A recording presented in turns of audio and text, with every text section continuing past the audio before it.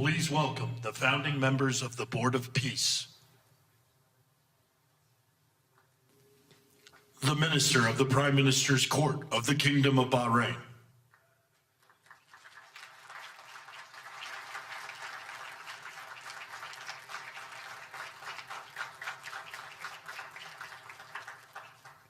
The Minister of Foreign Affairs of the Kingdom of Morocco.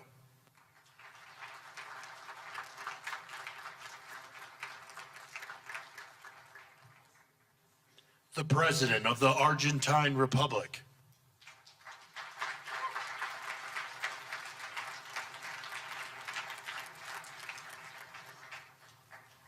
The Prime Minister of Armenia.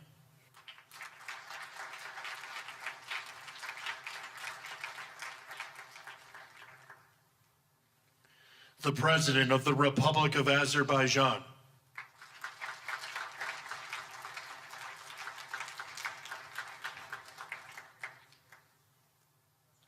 The Prime Minister of the Republic of Bulgaria.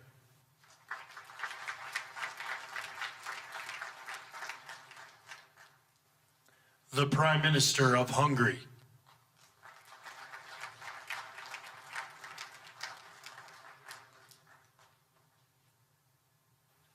The President of the Republic of Indonesia.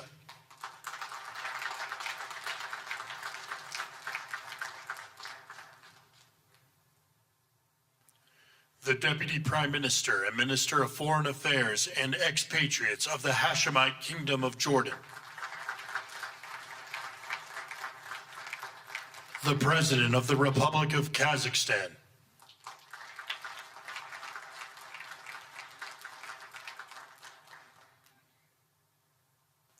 The President of the Republic of Kosovo.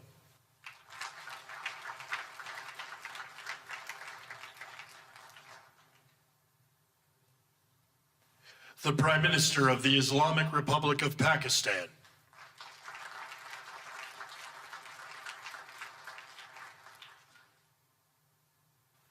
The President of the Republic of Paraguay.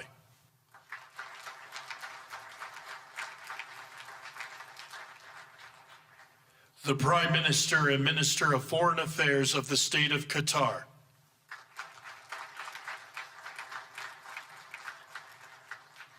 The Minister of Foreign Affairs of the Kingdom of Saudi Arabia.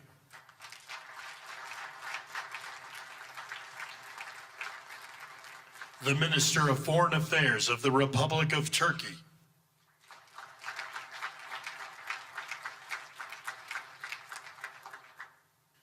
The Special Envoy to the United States for the United Arab Emirates.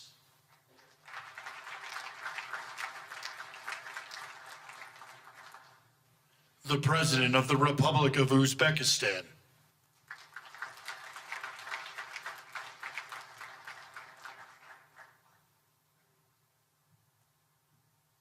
The Prime Minister of Mongolia.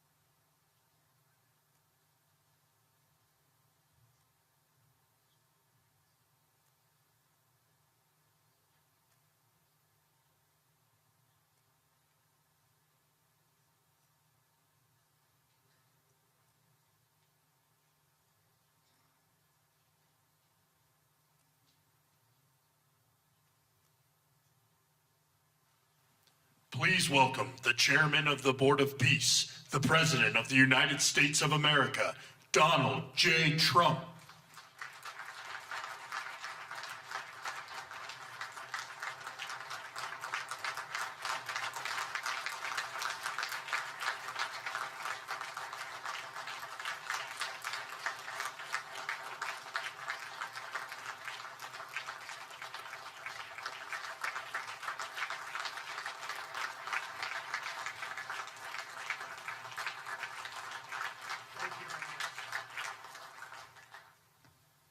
Well, this is a very exciting day. Long in the making, and many countries have just received their notice, and everybody wants to be a part of it. And we'll work with many others, including the United Nations.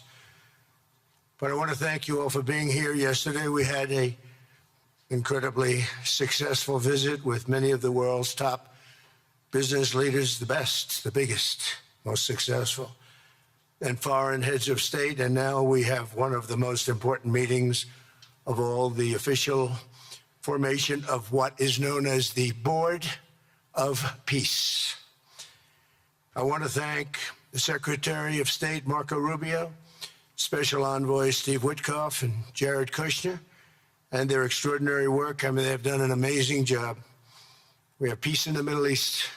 Nobody thought that was possible.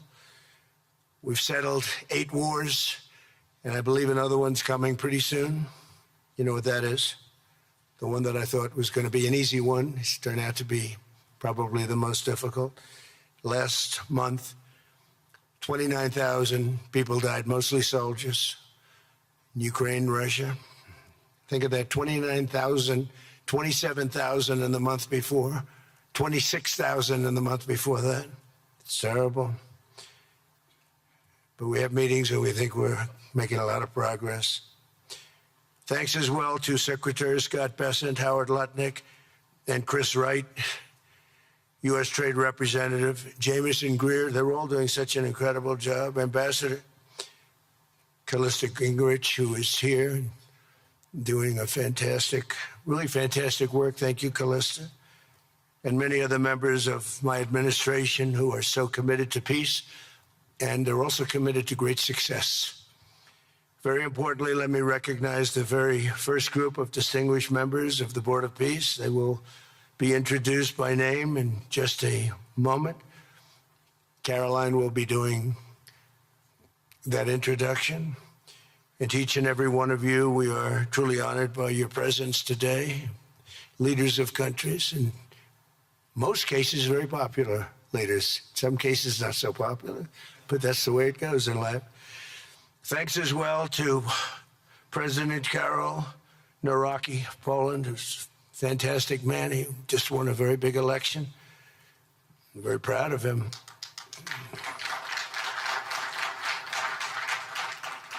Amazing. Along with former Prime Minister of the United Kingdom, Tony Blair. Thank you, Tony, for being here. We appreciate it. And members of the Board of Peace Executive Board, great group. This week marks the 1-year anniversary of my second inauguration as president. No administration in history has achieved such a sweeping turnaround in 12 months' time at home and abroad. We have a tremendous mandate. We won the popular vote by millions. We won every swing state, the 7. They were saying, can you win all 7? Is it possible? Because it's not done. And we won all 7. We have a great mandate back at home. As I said yesterday, the U.S. economy is booming with virtually no inflation. It was 1.2% for the last 3 months, and we inherited the worst inflation in the history of our country. And we have economic growth now of 5.4%, looks like. And I think that number can double and triple if we do the right things and if we change thinking so that if you announce good numbers, the markets go up, instead of if you announce good numbers, the market goes down because everybody tries to kill it by lowering or raising interest rates depending on the situation. When America booms, the entire world booms. And we have secured commitments for over $18 trillion in new investment coming into our country, which is a record by many times over, not just by a little bit, by many times. There's no country ever in history that's gotten anywhere near that number. Slashed our trade deficit by 77%. This is in 1 year. Yesterday was 1 year. And signed historic trade deals with nations from all over the globe. Today, the world is richer, safer, and much more peaceful than it was just 1 year ago. We put out all those fires. A lot of people didn't know, including me, that some of those wars were going on. And some of them were going on for, in one case, 32 years, in another case, 35 years, and another one, 37 years. We were very happy to stop the war that had started with India and Pakistan, two nuclear nations. And I was very honored when the Prime Minister of Pakistan said President Trump saved 10 and maybe 20 million lives by getting that stopped just before bad things were going to happen. As president, I ended those 8 wars in 9 months, including Cambodia and Thailand. And by the way, many of the leaders are here. Kosovo and Serbia, the Democratic Republic of the Congo and Rwanda, Pakistan and India, Israel and Iran, Egypt and Ethiopia. We're working on that right now. I met yesterday with a very good general and a very good leader of Egypt. We're working on a dam that was built which precludes the Nile River from getting water. It's a little tough situation, but we'll get that settled. I really had it just about settled in my first term, and then we had a rigged election. Took me out of commission for a little while, but here I am back. We'll get it settled. But it's a pretty tough situation. A dam was built and the water doesn't come down to the Nile. When I think of Egypt, I think of the Nile, but I think of the Nile with water in it. Armenia and Azerbaijan, a lot of these leaders have become my friends. They become my friends. They're here. And of course, the war in Gaza, which is really coming to an end. We have little fires that we'll put out, but they're little. They were giant, massive fires, and now they're down to little fires, so we can put them out very easily. We have 59 countries that are involved in peace in the Middle East. Many of them not in the Middle East. They're near the Middle East, but they're not in the Middle East. And many have said that if Hamas doesn't do what they promised they would do, and I think they probably will, but they were born with rifles in their hands. Literally born. The first day they had a rifle put into their hands, but they have to give up their weapons. And if they don't do that, it's going to be the end of them. But many countries have told me we want to go in and do it. And they really aren't countries that you traditionally think of as being involved in that. But that's the fire. Hezbollah in Lebanon, we have to do something about that. But these are, I call them remnants. They're small remnants compared to what it was before. It was massive, large, powerful countries fighting each other. In another great victory for the ultimate goal of peace in June, we obliterated Iran's nuclear enrichment capacity with Operation, we call it Operation Midnight Hammer. And it was midnight, it was dark, no moon, and every single one of those bombs from the B-2 bombers hit the air shafts and went deep into the earth and totally obliterated everything that they were doing. They were 2 months away from having a nuclear weapon. Can't let that happen. And Iran does want to talk, and we'll talk.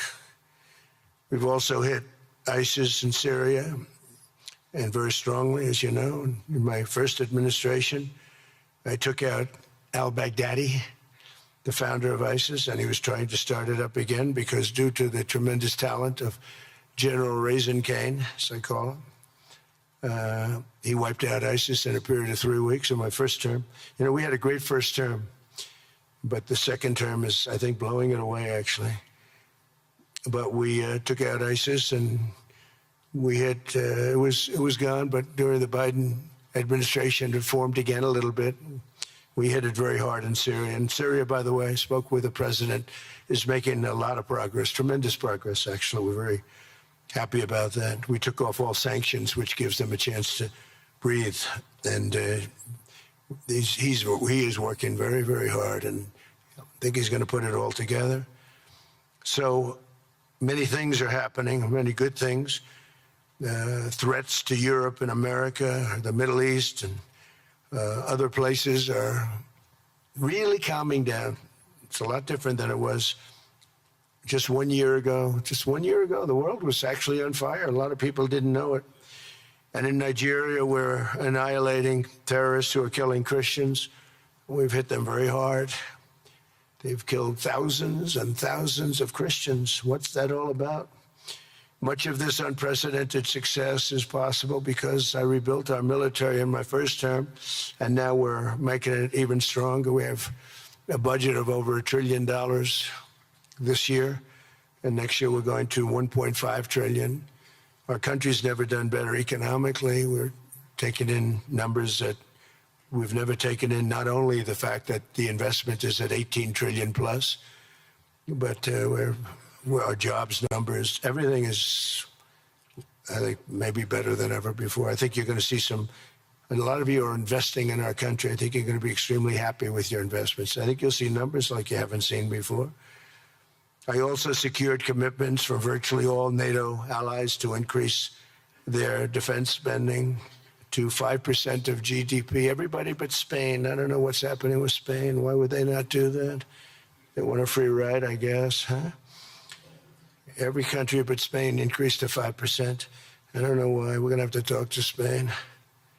With America's renewed attention to security of the Western Hemisphere, I've stopped the invasion on our southern border and designated the drug cartels as foreign terrorist organizations. And you probably saw that we've virtually stopped almost 100% all drugs coming in by water. And now we're going to stop them on land. The land is easy. The water is tough. But that's down now. I heard it just last night. It was 97. Now it's 98.1%. And we're trying to figure out who are the 2% that are willing to get onto those boats. I don't think they watch television or the news. But we've taken out almost 100% of all of the drugs coming into the United States by water. And now we'll, I think, very easily stop them on land. That's the easy part. We wanted to wait till the other was taken care of. And earlier this month, thanks to the unrivaled skill, power, and might of the U.S. military, we have the most powerful military in the world by far. We captured the outlaw dictator Nicolas Maduro, and the people of Venezuela are very happy about it. And we're having great relationships with the new leaders of Venezuela. The relationships have been good. We're opening up the country to our giant oil companies, and it's going very well. We've already taken out, think of this, 50 million barrels of oil, and a lot of that's going to go back to Venezuela. They'll do more income with us in a short period of time than they did in years, because as much oil as they have, and they have a lot, just about the most. After us, there's a couple of countries that are in that category, but we have the most, actually, and they're second between Venezuela and us. We have 62% of the world's oil, but they have very little production, so they'll have a lot of production. All the oil companies, we had meetings, you probably saw, all the oil companies want to go in. They want to go in immediately. They're already touring the sites. But our military was amazing. That strike was amazing. We had a second wave coming. We didn't need it. They said, no second wave. We don't want a second wave. The first wave was enough. And of course, we're working to end the horrible killing in Ukraine, a war that should never have happened and would have never happened if I were president. That was not going to happen. I used to speak to Vladimir Putin about Ukraine, and it was the apple of his eye, but he would never have ever done it. Said, you can't do that, Vladimir. As part of this historic record of major peace initiatives, today we're announcing more details regarding the Board of Peace, so important. This board has the chance to be one of the most consequential bodies ever created, and it's my enormous honor to serve as its chairman. I was very honored when they asked me to do it. We had an idea to do it, and then they came, they said, you be the chairman. And but I take it very seriously. We have a great group of people and incredible young people that are leading it from within. It's running beautifully, started already. And every country, just about every country, wants to be a part of it. And we just sent out the letters a couple of days ago, and these are just the countries that are here. They happen to be in Davos.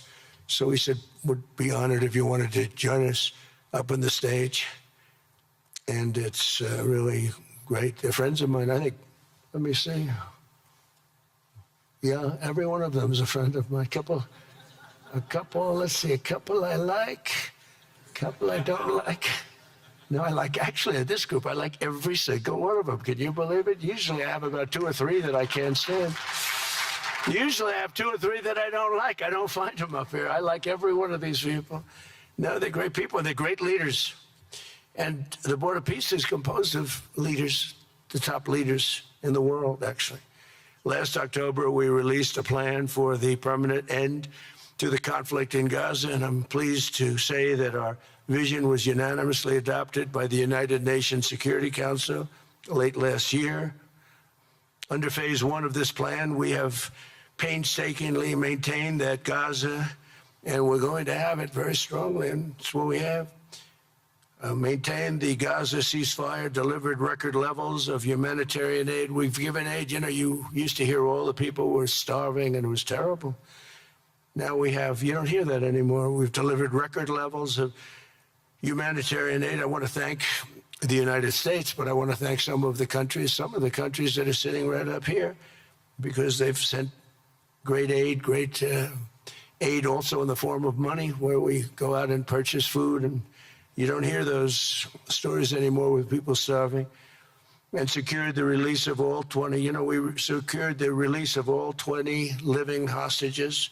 Now I want to thank Steve Witkoff and Jared and everybody for working so hard. They worked so hard, but there were 20 remaining living hostages. Now we got hundreds out, but the last 20, I said, boy, that's going to be a tough one. And I said that a year before. And it was a tough one, but we got them. Got all 20, every one of them.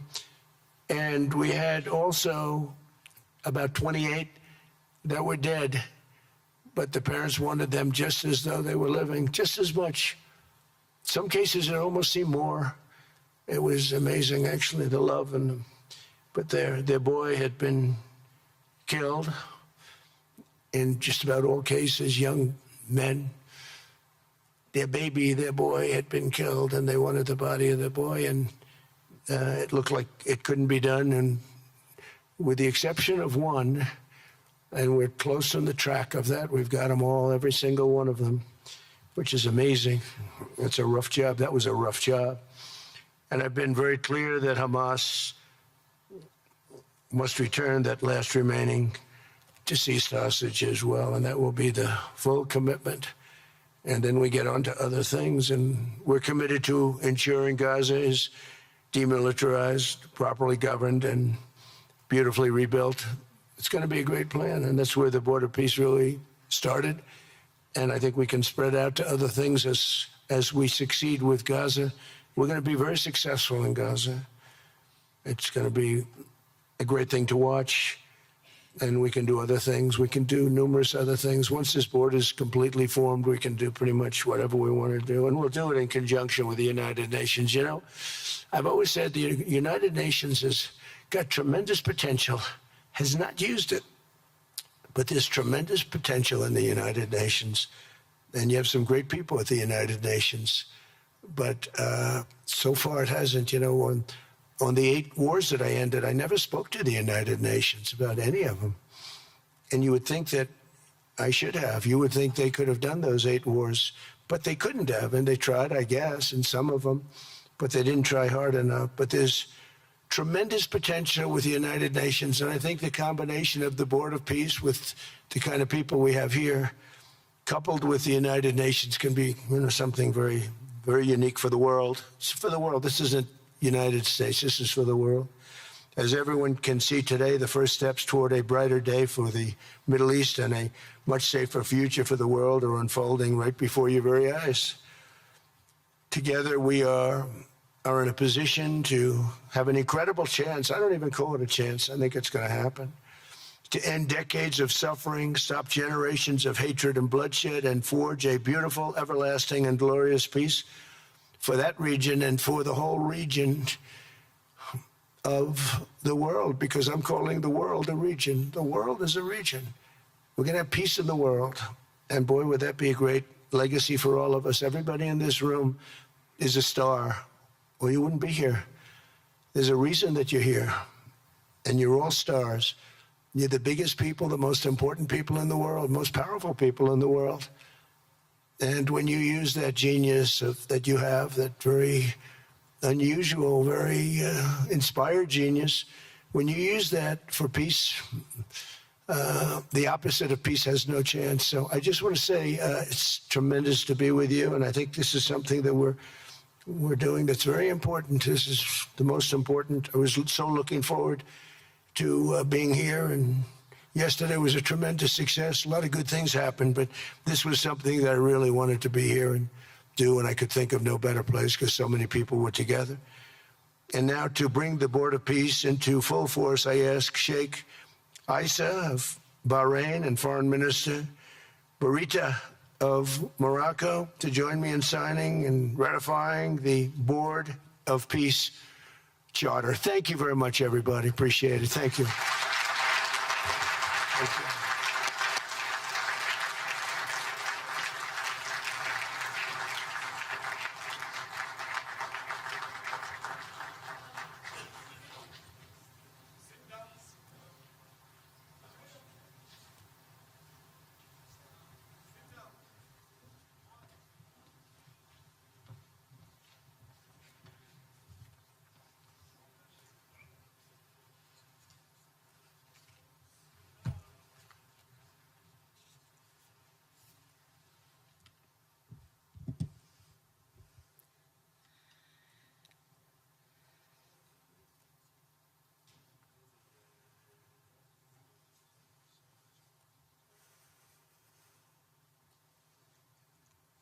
Okay.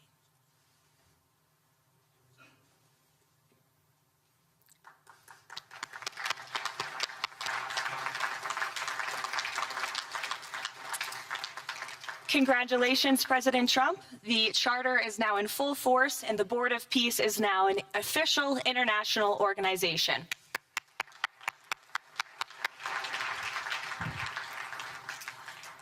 We will now continue the signing ceremonies, beginning with the President of Argentina and the Prime Minister of Armenia.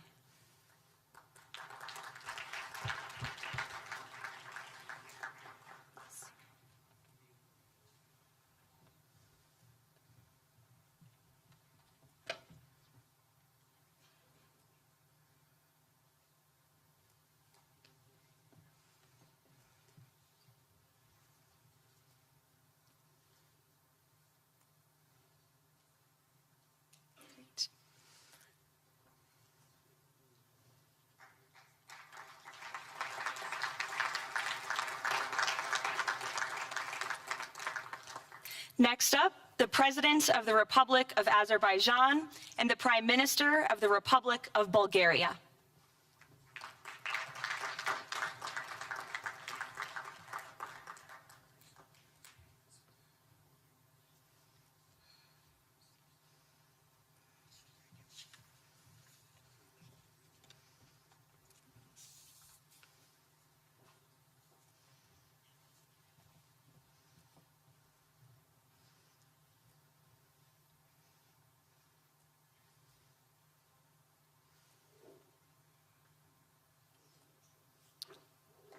Thank you.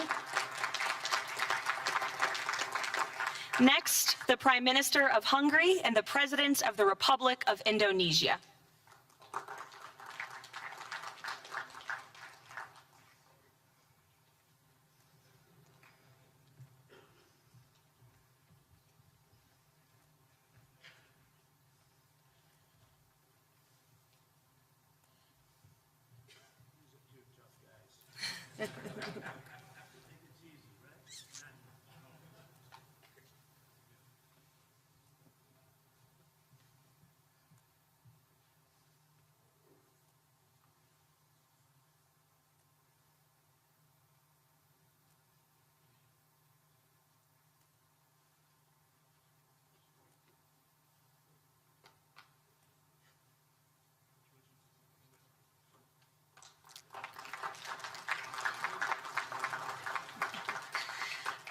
Next, the Deputy Prime Minister of the Kingdom of Jordan and the President of the Republic of Kazakhstan.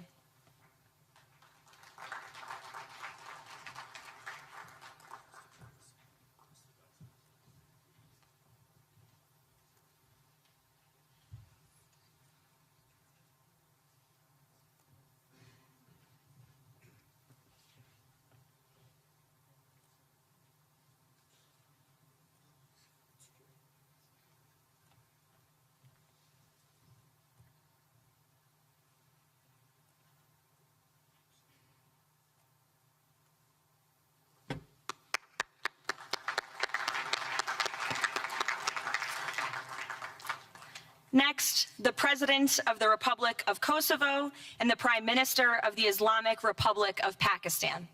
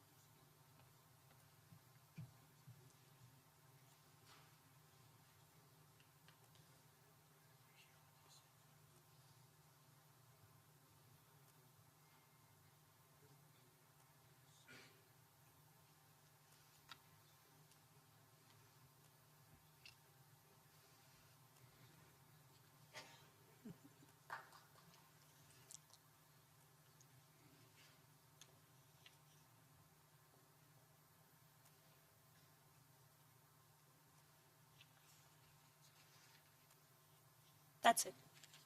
Yes. Thank you.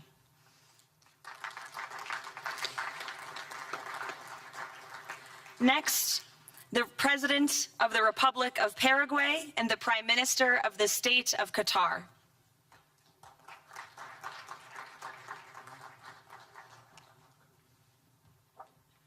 Hello, good, how are you?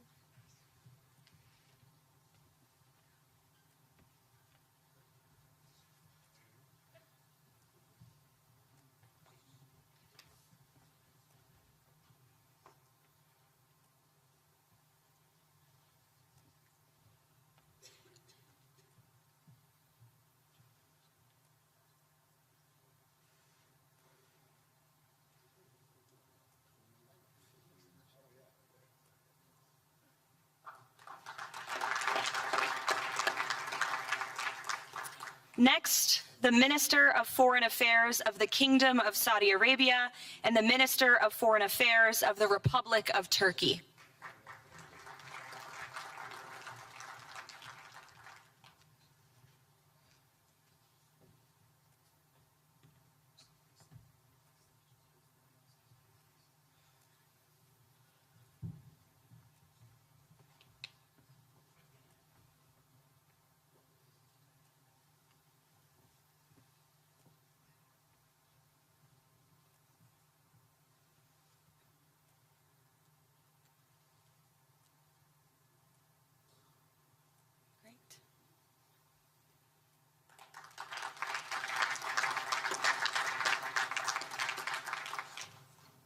Next, the Chairman of the Executive Authority Affairs of the UAE and the President of the Republic of Uzbekistan.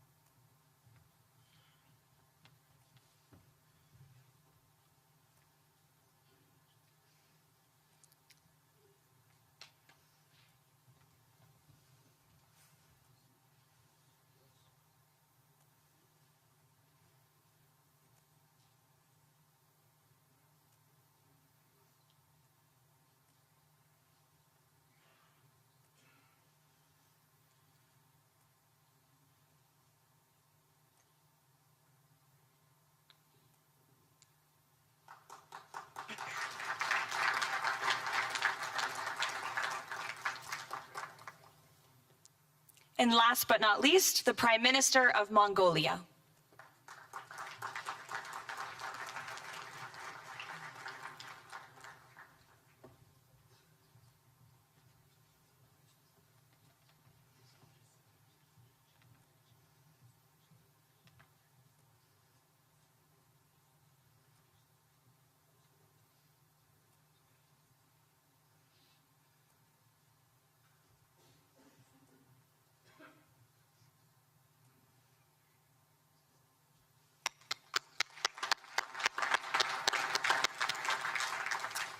Congratulations, everyone. This concludes the signing ceremony. If President Trump and all of the Board of Peace members could please join the President around the table. The President is now going to sign the inaugural resolution that will resolve the Board of Peace's Gaza mandate per the United Nations Security Council Resolution 2803.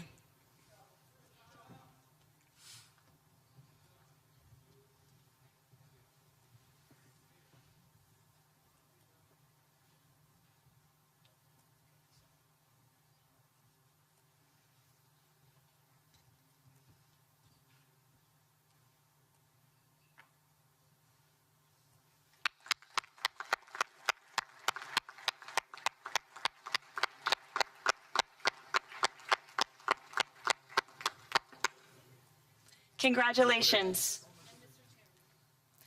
If President Trump and all Board of Peace members could please take their seats in the front.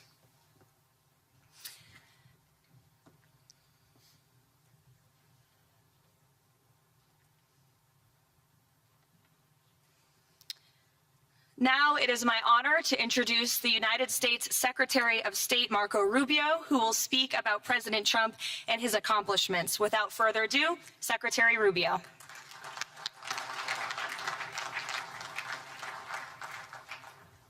Thank you very much. It's an honor to be here today. It's an honor to serve as the Secretary of State during a historic presidency. And it's a historic presidency because the President of the United States, Donald J. Trump, is someone who is not limited by what others say is possible or what others say is impossible. He's not limited by some of the things that have happened in the past, and he's willing to talk to or engage with anyone in the interest of peace, always putting the American people and our national security first, but understanding that in the world that we share with so many others, peace is paramount to all of us. We are here today because of President Trump's vision. If we go back just a few months ago, people thought what was happening in Gaza was impossible to solve. 28 hostages that were dead, others that were still living, all these hostages that were being held. No one thought that that would ever come to a resolution without more fighting and more bloodshed along the way. In fact, frankly, many thought it was intractable. And sadly, many of the institutions that have served us well, in many cases, for the last 70 years, were unable to do anything about it. But President Trump had the vision and the courage to dream the impossible, to believe that it was doable, and to pursue it with all of his heart. And he was in that capacity assisted by an extraordinary team, and I think both Jared and Steve deserve a tremendous amount of credit, Jared Kushner and Steve Witkoff, for all the work they put in. And all of our partners here today. And now we have this Board of Peace, who I believe's possibilities are endless. Obviously, with a focus, first and foremost, on making sure that this peace deal in Gaza becomes enduring. And I know this president has it as his highest priority, and will give it everything he has to make sure that this is successful. I also want to acknowledge the extraordinary leaders that are here today. This is not just a Board of Peace, this is a Board of Action. Just like President Trump is a president of action. A lot of times people like to give speeches. I've been to many of these forums, and they're not useless, and they're not, they have utility in many cases. But oftentimes in international affairs, we often find ourselves at events where people are reading these scripted statements, these strongly worded letters that they put out, but no action, nothing happens. This is a group of leaders that are about action. And the President of the United States is a president of action, of getting things done. And today is the beginning of that, of a new era and a new stage that we think is so important as a model to the rest of the world of what is possible. And clearly the focus is right now on Gaza and making sure that the plan that's about to be presented to you here today, this vision for the future of Gaza, this vision for the future of the region, is not just possible and promising. It is our destiny if we put the time and the effort that it requires, as I know this board will do. But I also think it will serve as an example of what's possible in other parts of the world. Without losing focus on what's before us now, this is what's possible for other places and other conflicts that seem impossible to solve right now. So I want to, on behalf of the United States, on behalf of the team that worked so hard on this, thank every single one of the leaders that are here today and all of the countries that have committed to joining, and many others who are going to join. Others either are not in town today or they have to go through some procedure internally in their own country because of constitutional limitations, but others will join. Many want to be a part of this effort because it is going to be a successful effort. And you see it reflected here today among countries of different backgrounds from different parts of the world, majority Christian some, majority Muslim others, who've come together. In fact, former adversaries who have joined here as part of this Board of Peace. And all was possible, and I want to acknowledge this again, because of the vision and the drive of the President of the United States. So thank you all for joining us here today. We appreciate it very much.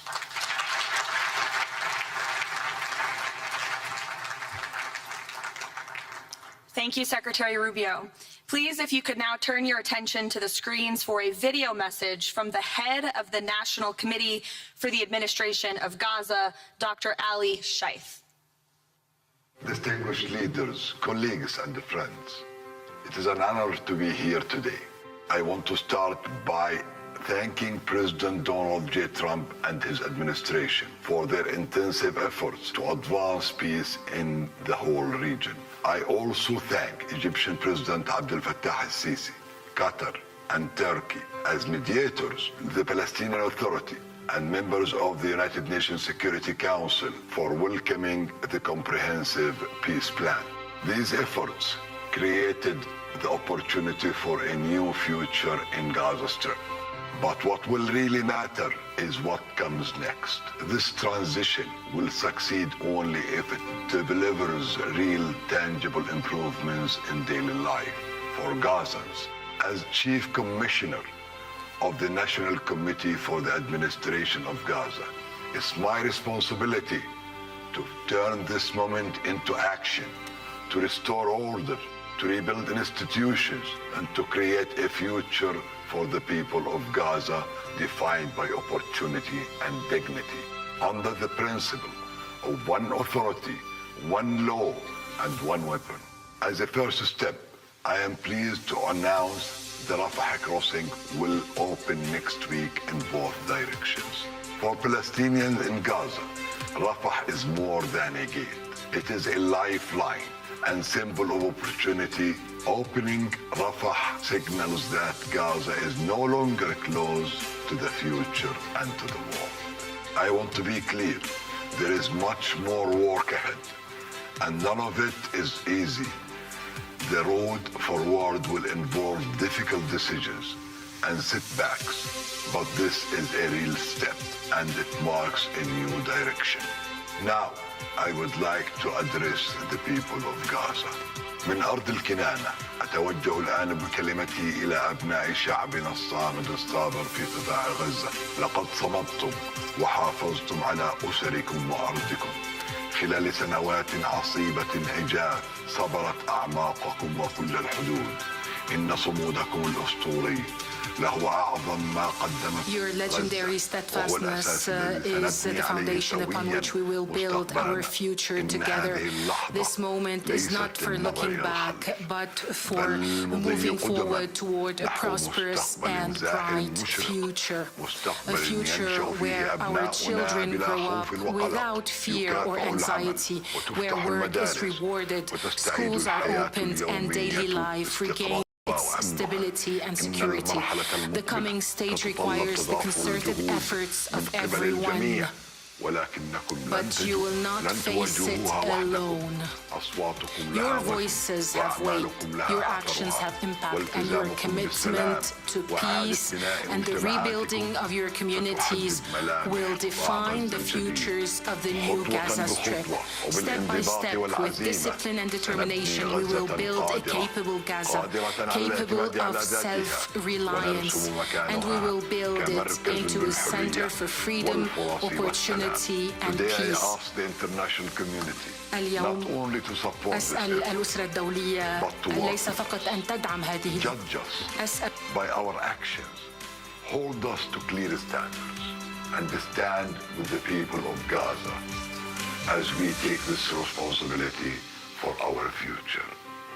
Thank you, ladies and gentlemen.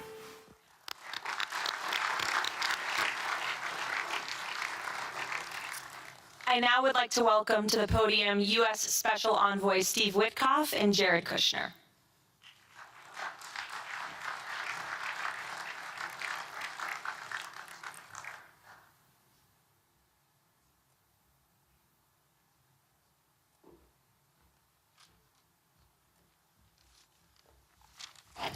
Thank you, everyone, and welcome here. This is really my honor to be up here speaking.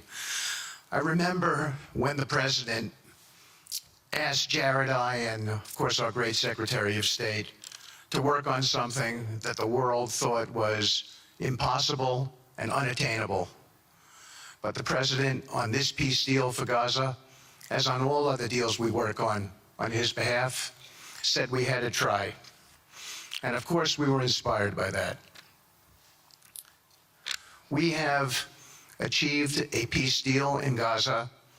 We have brought the hostages home, all of the bodies except for one, and we will bring that body home too.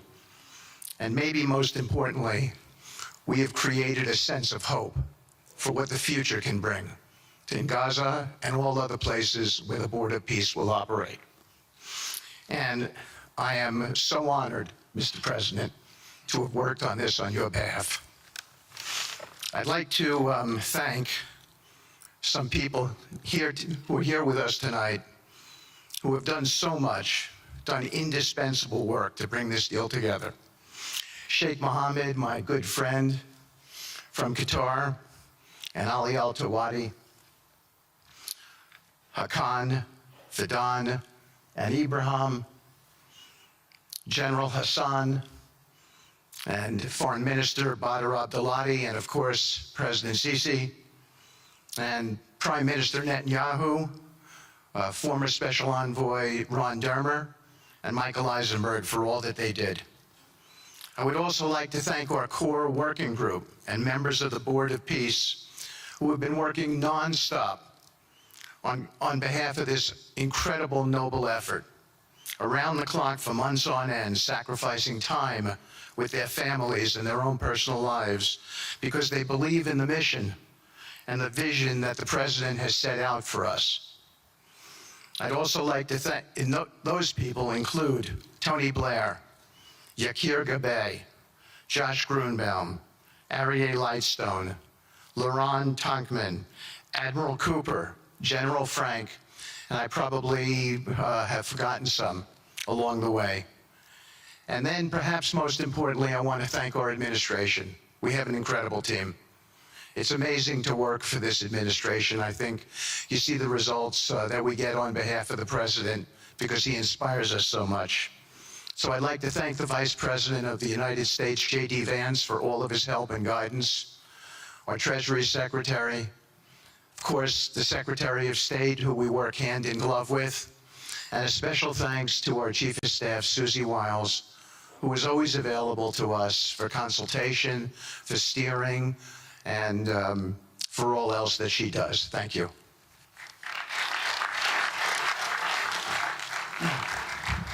Thank you, Steve. And I have to say, one of the great honors for me of being able to work on this has been working with Steve, who really is as brilliant as he is. His heart is tremendous. It's a lot of fun to be with. And even in some of these, very difficult moments where we didn't think things were happening, working together really was an amazing treat. I'm going to go now today just through a couple quick slides just to show you the progress that's been made in the last couple months. It was just over 100 days ago that we got the final deal done, and everyone was celebrating and joyous about the hostages coming home and the end to this long war that nobody thought was possible. And Steve and I were panicking, saying, what do we do next? How do you implement peace? And as you guys know, peace is a different deal than a business deal because you're changing a mindset. And in Israel, there was 2 years of very intense war. For the people in Gaza, there was more than just 2 years of war. They had 20 years of hopelessness being ruled by a terrorist organization. For the people in the Middle East, their hearts were pulled by this.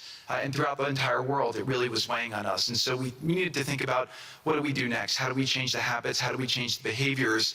And we really got to work right away. And the team that Steve thanked, including the White House team and the team of volunteers, it's really been an incredible effort, very entrepreneurial, and we really did it in the way. I've been working now with President Trump for 10 years on politics, and what continues to amaze me is that he always takes a first principles approach and says, what's the most optimal outcome?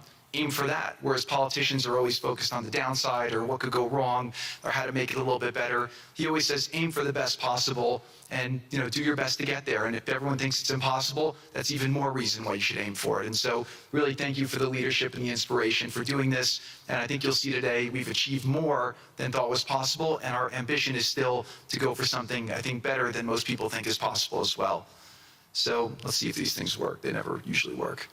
Good.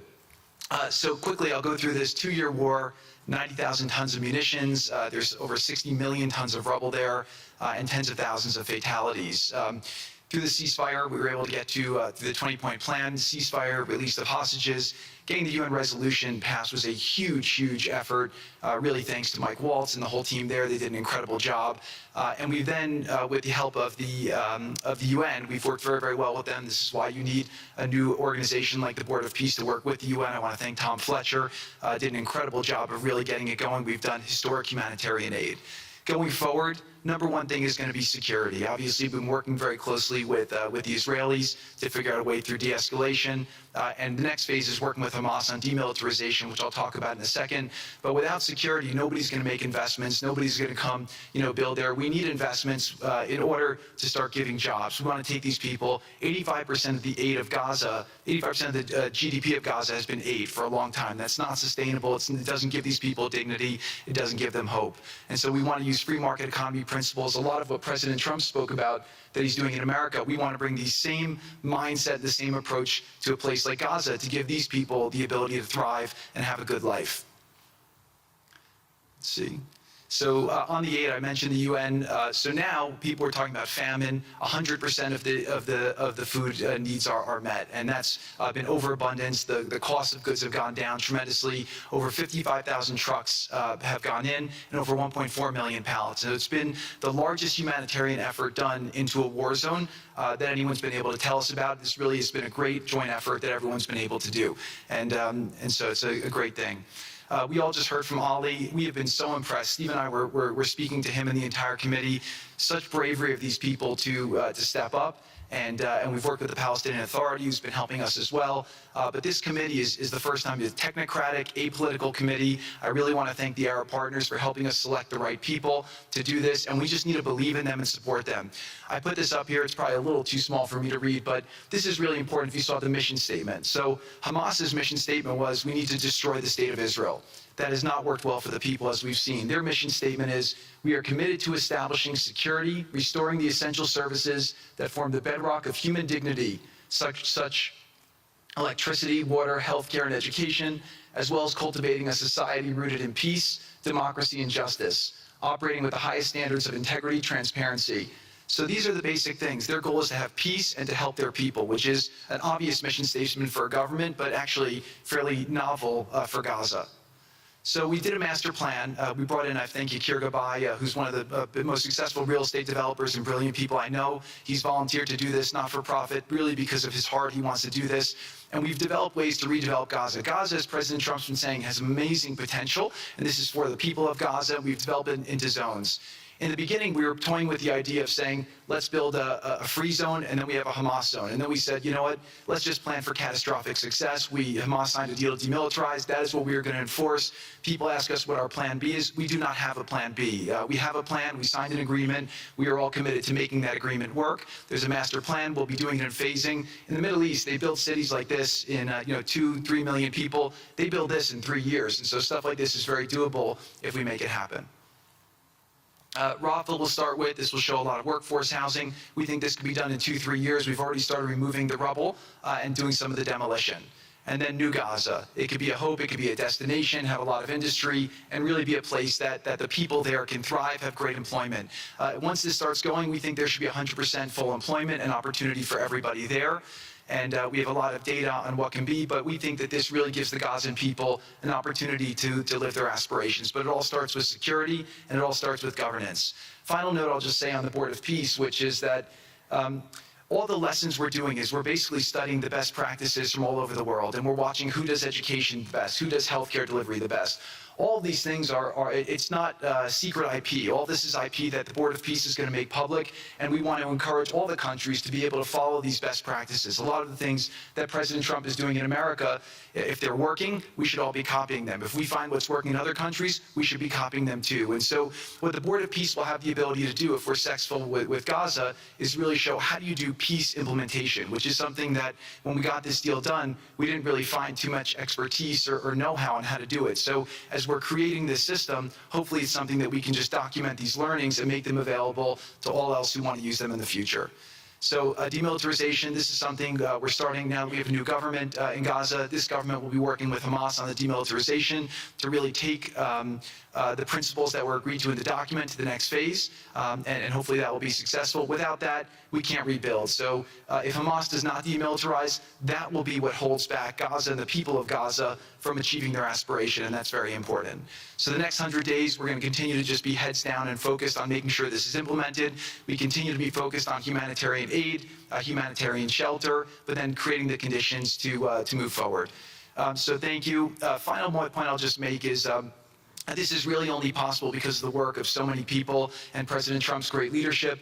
But a lot of you have been asking, how can we help? So the countries have all been incredibly generous. We'll be doing the first conference where we'll announce a lot of the contributions that will be made in a couple weeks in Washington. From the private sector, there'll be amazing investment opportunities. I know it's a little risky to be investing in a place like this, but we need you to come, take faith, invest in the people, try to be a part of it. And then finally, I'll just talk to people on the media and on the social media, which is, this deal only happened because we worked with Israel, we worked with Turkey, we worked with Qatar, we worked with Saudi, we worked with Egypt. I mean, everyone worked together. We worked with UAE. We all worked together to make this happen. I see a lot of people trying to escalate, criticizing Israel or Israelis criticizing Turkey or Qatar. Just calm down for 30 days. I think that the war's over. Let's do our best to try working together. Our goal here is peace between Israel and the Palestinian people. Everyone wants to live peacefully. Everyone wants to live with dignity. Let's put our efforts towards promoting those who are doing the work to build this up, like Ali and his committee. Let's focus on the positive stories, and let's just calm down, turn a new chapter, and if we believe that peace is possible, then peace really can be possible. So we're going to continue to work every day. We need all of your help to do it. And again, I just really want to thank President Trump for his leadership in doing this. This would not have been possible without your commitment to this.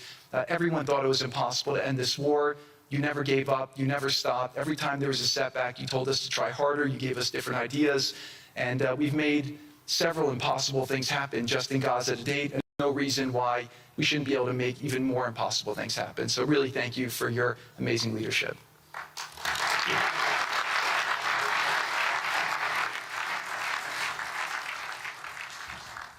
Thank you, Jared and Steve. Now I would like to introduce and welcome to the podium the High Representative for Gaza, Nickolay Mladenov.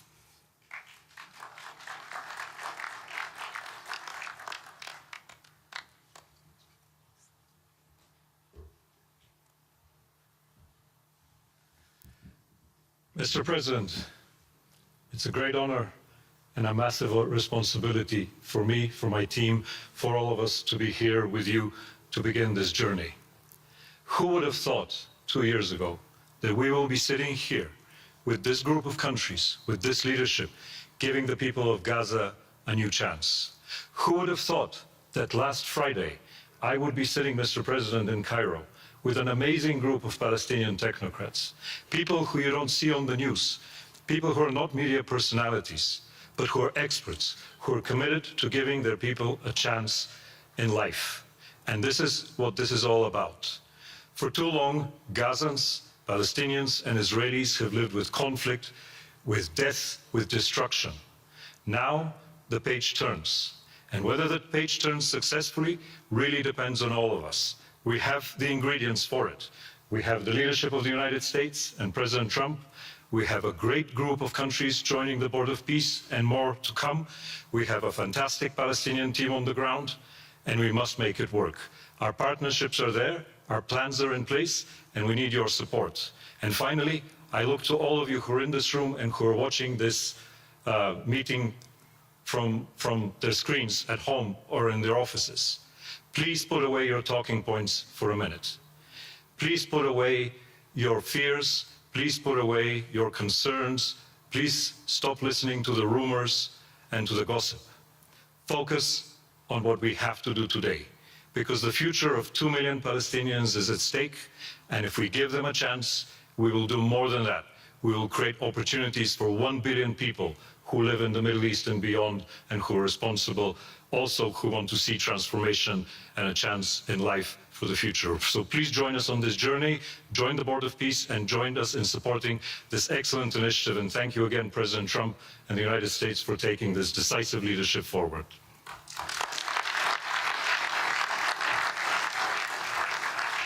Thank you. President Trump, would you like to make some concluding remarks?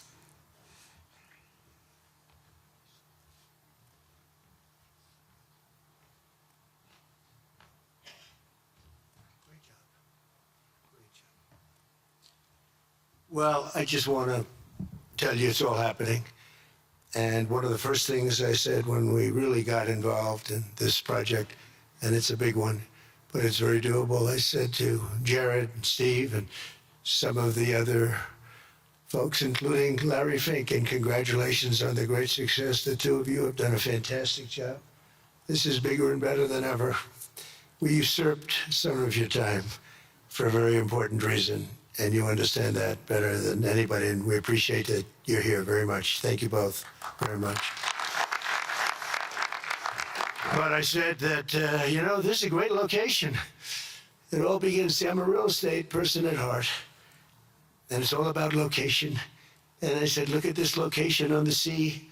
Look at this beautiful piece of property, what it could be for so many people. It'll be so great. People that are living so poorly are going to be living so well. But it all began with a location. That's the vision. They look out on the waters, and very few places are like it. So we put together a team that's outstanding, a team that's done it before, a team that I think has done tougher jobs. If you want to know the truth, we've done some tough jobs. And we continue to. As far as the United States is concerned, we're behind it.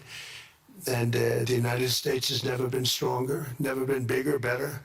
It's doing really well.